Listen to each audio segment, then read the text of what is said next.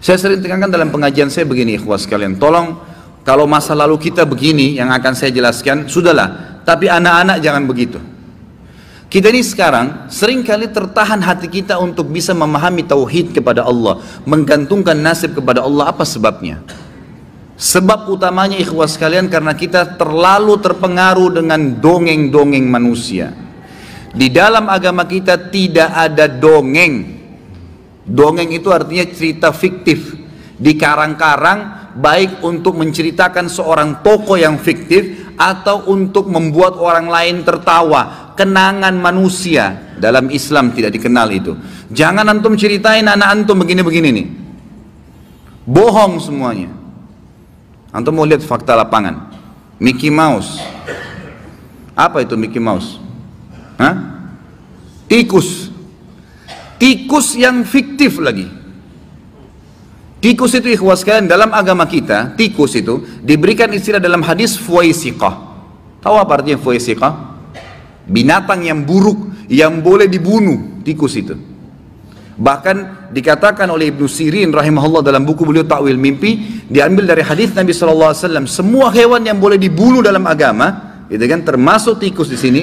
Kalau seseorang mimpi melihat tikus, berarti dia mimpi keburukan. Dan Ibnu Sirin menekankan dalam banyak athar yang sahih bahwasanya kalau laki-laki mimpi tikus, kalau dia mau menikah atau dia sedang hidup dalam kehidupan sosialnya, berarti ada wanita yang buruk sedang mendekati dia. Mimpi tikus. Berarti tikus dalam Islam ini simbol buruk, bukan simbol baik. Kalau perempuan mimpi dia mau nikah, kemudian misalnya dia mimpi istikharah, dia mimpi tikus mendekati dia, apalagi menggigit bajunya, berarti laki-laki itu buruk. Begitu pemahaman dalam Islam. Apa kata Nabi SAW? Kalau malam hari padamkan lampu-lampu kalian, ya, karena jangan sampai fuwaisiqah, tikus, ya, datang dan mengakukan itu.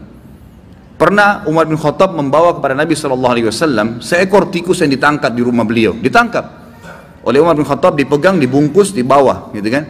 Dikatakan, ya Rasulullah, ini tadi ya mengganggu di rumah saya, boleh saya bunuh? Kata Nabi SAW, boleh. Ternyata pada saat itu, waktu Nabi SAW lagi duduk, ada sumbu, ada seperti kalau kita sekarang lampu ya, zaman dulu tuh api.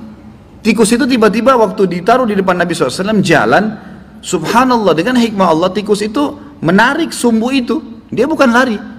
Jatuhlah api tadi membakar sejadah Nabi SAW, tempat beliau, kain yang beliau pakai sujud, sholat gitu kan.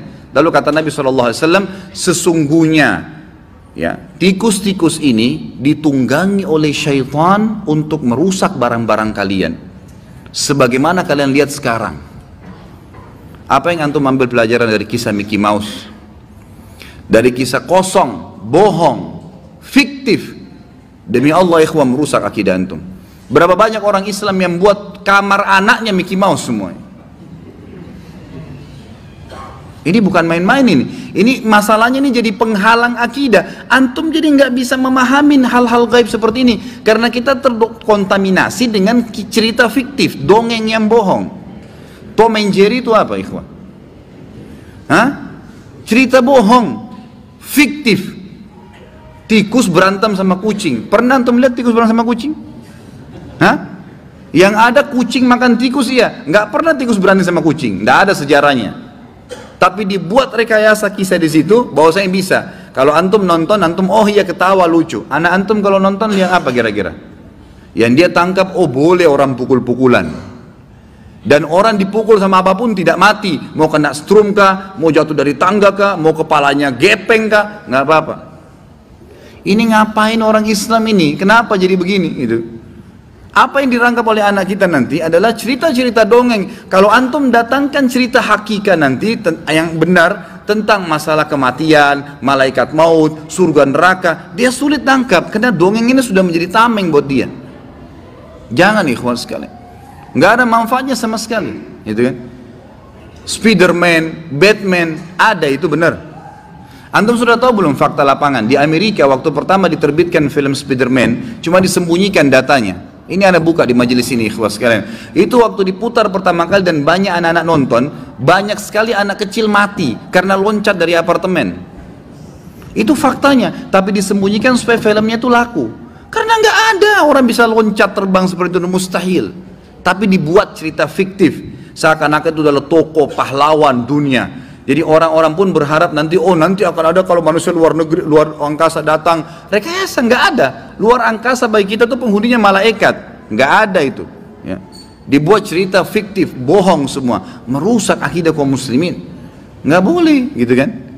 Di Amerika, bukan Amerika, di beberapa negara Eropa, saya dengar kemarin cuplikan langsung dari Saudi, itu ternyata SpongeBob itu dilarang udah. Apa itu SpongeBob? Untuk bersihin piring, dibuat cerita bohong. Kerja di satu restoran di dalam lautan, ini dari mana ceritanya? Nah, kira-kira apa yang jadi apa anak antum nonton itu? Susah. Kenapa antum tidak balik, ikhwas sekalian? Saya sampai bilang sama istri saya, tadi termasuk ke sini saya bilang, kita harus benar-benar bisa mendidik anak kita dengan Islami, betul-betul. Kalau perlu sementara liburan pun, yang jadi masalah gitu kadang-kadang. Kita kalau liburan, kalau lagi musim liburan, kemarin banyak keluhan dari ikhwan dan akhwat, kita nggak tahu mau bawa anak kita kemana Ustaz. Akhirnya pergi juga ke tempat hiburan seperti orang umumnya, pergi kolam renang, lihat auratnya orang lain, ya, pergi kemana, ya, tiap saat ada liburan langsung ke mall, dengar musik. Anak-anak antum ini sedang terdidik dengan pola itu. Kenapa nggak buat mereka cinta dengan majelis ilmu, ikhwas sekalian? Saya terus terang kagum kemarin. Sampai saya salut melihat ada anak kecil diajak sama ayahnya di Kalibata. Di taklim saya lagi bahas menyari muslim. Dia dekatin saya setelah taklim, dia bilang, Ustaz, alhamdulillah saya bisa ketemu langsung. Biasanya saya cuma ikutin Ustaz dari YouTube. Baik, alhamdulillah Pak, saya bilang gitu. Terus dia bilang, ini anak saya Ustaz, mungkin anaknya 7 tahun. Ini anak saya Ustaz. Saya pertama dengarkan ceramah Ustadz, 2 kali, 3 kali, saya rayu dia sampai dia dengar. Sekarang Ustadz, ini anak saya nggak bisa tidur kalau nggak dengar ceramahnya Ustadz. Setiap malam 7 tahun, dia nggak bakal tidur kecuali dia sudah ambil ceramahnya Ustadz, didengarin sampai dia sambil tidur. Kalau 7 tahun udah dengar ceramah kayak antum dengar sekarang di majelis ini, umur 50 tahun jadi apa dia? Hah? Bagaimana ibadahnya orang itu? Jadi ikhwas sekalian harus kita bisa ubah, karena pemahaman tentang Allah Azza wa Jalla itu akan ada tameng-tameng, maksiat kepada Allah, cerita-cerita fiktif, dongeng, itu membuat kita jadi tertameng, gitu kan? Harus diangkat itu, nggak boleh ada, nggak boleh ada. Cintakan kepada majelis ilmu, downloadkan di HP-nya itu bukan game lagi, gitu kan? Yang ada sudah tentang surah Al-Quran, ini loh nak, surah Naba, ini artinya ini, surah Naml artinya ini, kisahnya seperti ini, sambil anda juga belajar, gitu kan?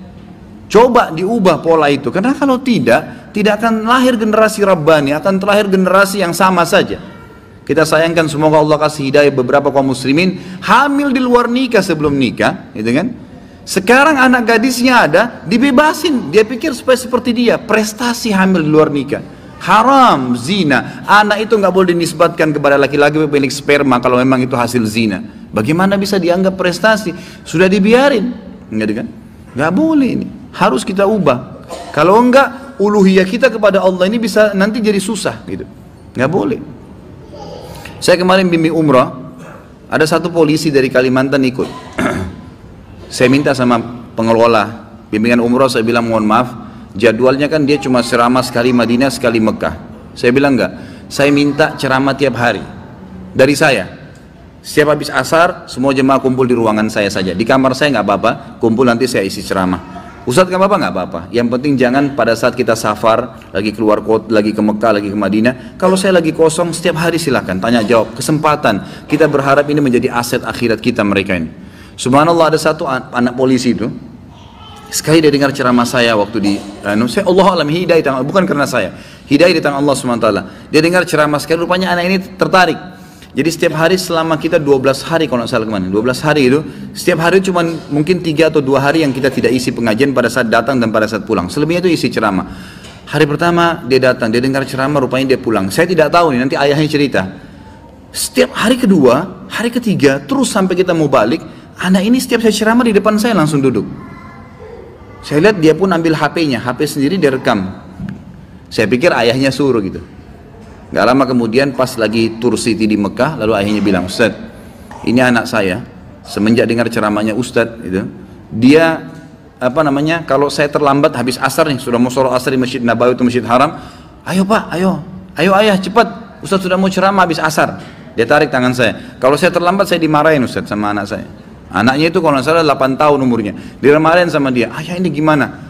Saya sudah tahu dari ayahnya. Begitu dia datang ceramah saya lagi, saya bilang, Masya Allah kamu senang dengar ceramah? Iya Ustadz. Dan saya berharap, subhanallah kalimatnya, saya berharap Allah jadikan saya seperti Ustadz punya ilmu. Anak 7 tahun, 8 tahun ngomong gitu.